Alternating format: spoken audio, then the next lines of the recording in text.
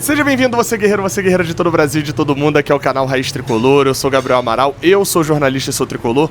Deixa um like aqui embaixo, se inscreva aqui no canal e bem-vindo a Venezuela.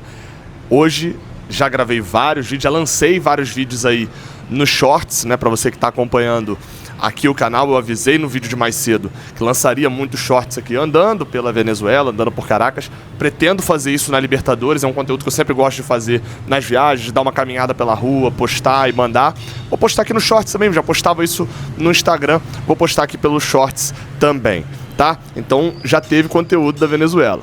Mas agora estou aqui diretamente, mais uma vez aqui do hall do hotel, porque lá de baixo estava muito barulho para poder gravar. Daqui a pouquinho a gente vai pro hotel do Fluminense fazer o desembarque, ver se algum, de repente, pinta um totem da Comebol ali com um banner para algum jogador falar bastante também sobre o jogo de amanhã, as possíveis escalações, mas a gente começa aqui falando sobre quem tá vindo para Venezuela. No momento que eu tô gravando esse vídeo, o Fluminense está no caminho do Rio de Janeiro aqui para Venezuela. São cerca de 6 horas, um pouquinho menos de 6 horas de voo. Isso é um voo longo. Pra galera ter, por exemplo, noção, um voo do Rio para Portugal é 9, 10 horas, mais ou menos. Até um pouco menos, em alguns casos. Então, a gente tá falando de um voo praticamente um Rio-Europa, né?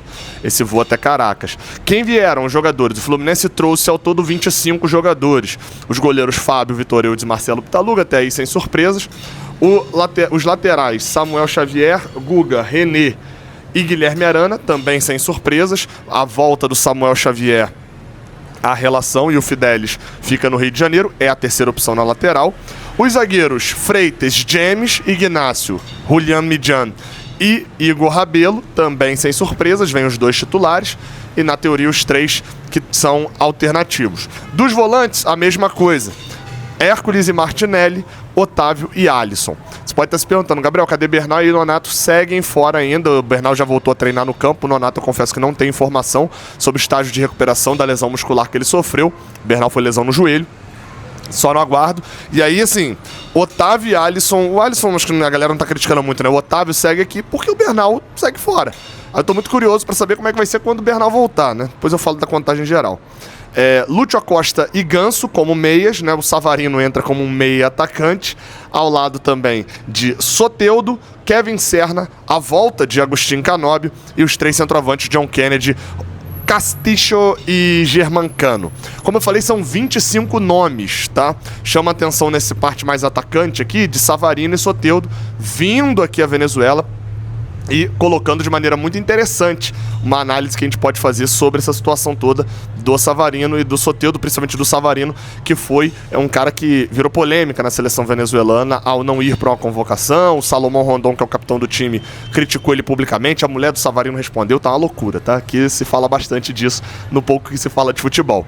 Mas falando de número, eu falei que eram 25, né? Tem que cortar 2 para o time final que vai ali pro banco de reservas. Habitualmente se corta um goleiro, o Fluminense traz 3 por garantia, né? Se alguém passar mal, acontecer alguma coisa, já tem outro para substituir antes da relação, então deve sair o Marcelo Pitaluga.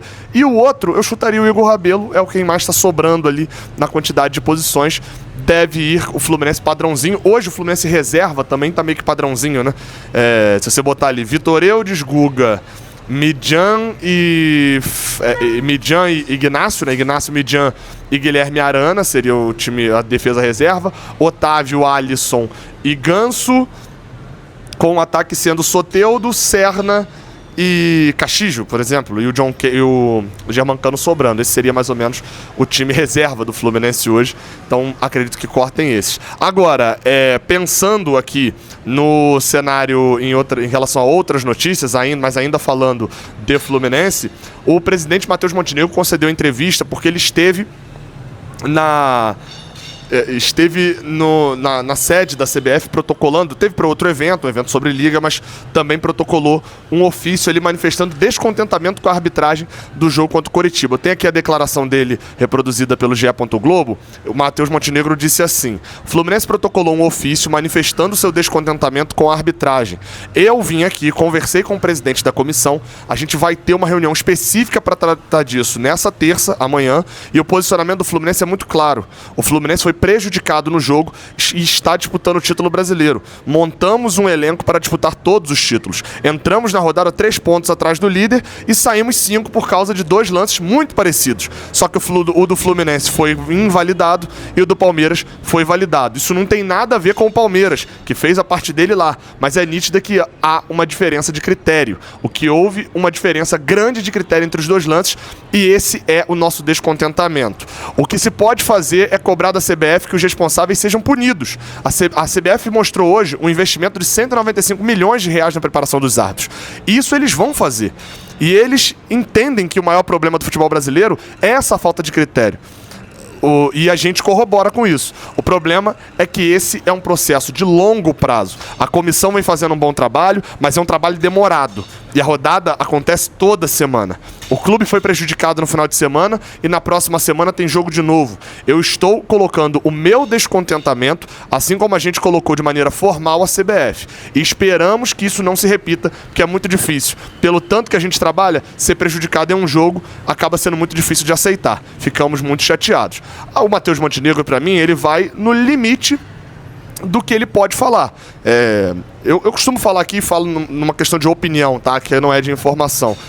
O Matheus é um cara muito arquibancada, muito torcedor, então em vários momentos ele se controla, isso é informação, para poder não ser um torcedor presidente, não ser um torcedor com microfone de presidente, até porque ele tem a liturgia do cargo ali também, né? Então existe um ritual, existe algumas coisas que o presidente não pode falar que o Matheus Montenegro na arquibancada pode, mas que o Matheus Montenegro num bar trocando ideia pode.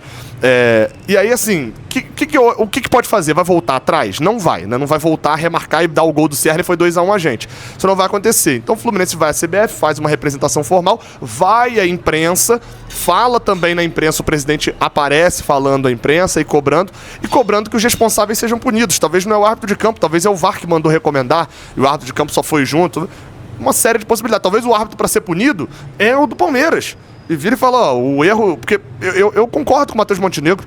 O maior problema pra mim não é se o gol do Fluminense foi validado ou invalidado. É o gol do Fluminense ter sido um critério e o gol do Palmeiras ter tido outro. Em lances muito semelhantes, como a gente já viu por várias vezes. Então, o critério precisa ser estabelecido e quem não cumpre o critério precisa ser punido. Só assim os caras vão ter um pouquinho mais de noção, né, na hora de tomar a decisão sobre a arbitragem. Pra poder fechar esse vídeo... O Flamengo é notícia porque tem clássico, tem Fla-Flu no próximo sábado. O time do Flamengo tem 2 desfalques pesados, tá? São desfalques para a estreia na Libertadores contra o Cusco, fora de casa, lá no Peru, que é o jogo que eles têm agora. Mas são desfalques também para o Fla-Flu. Tanto o volante Pulgar, foi, né? Teve uma lesão, já tinha sido expulso, mas teve uma lesão no ombro, deve ficar várias semanas fora.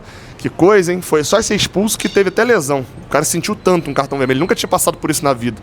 E o Jorginho também, outro meio de campo do Flamengo, esse teve uma lesão muscular. São 2 desfalques pesados. Resta saber se o Flamengo vai poupar o time no final de semana também, assim como o Fluminense. Eu creio que não, tá? Particularmente acho que os dois vão com o seu time principal no meio de semana que vem. Jogam no Maracanã pela Libertadores, então não tem viagem. Então acho que o Fla-Flu vai ser de equipes principais. Lembrando que o Fla-Flu é no próximo sábado. Eu agora vou... deixa eu ver pelo horário. Pelo horário o Fluminense acabou de pousar aqui na Venezuela, então eu vou partir lá pro hotel do Fluminense. Você acompanha toda a cobertura aqui no Raiz Tricolor, mas também lá no Jornada. Vai pra lá no Jornada, digita lá, eu vim pelo vídeo do Raiz... Nunca tinha vindo no Jornada e vim pelo vídeo do Raiz Tricolor. Vem lá que você vai ser muito bem recebido a partir das 7 horas, horário aí do Brasil. E a partir das 6, horário aqui da Venezuela, a gente tá ao vivo lá no Jornada, já direto do hotel, fazendo toda a chegada do Fluminense e, claro, debatendo esse e outros assuntos. Se inscreve, deixa o like, tamo junto, até a próxima. Valeu!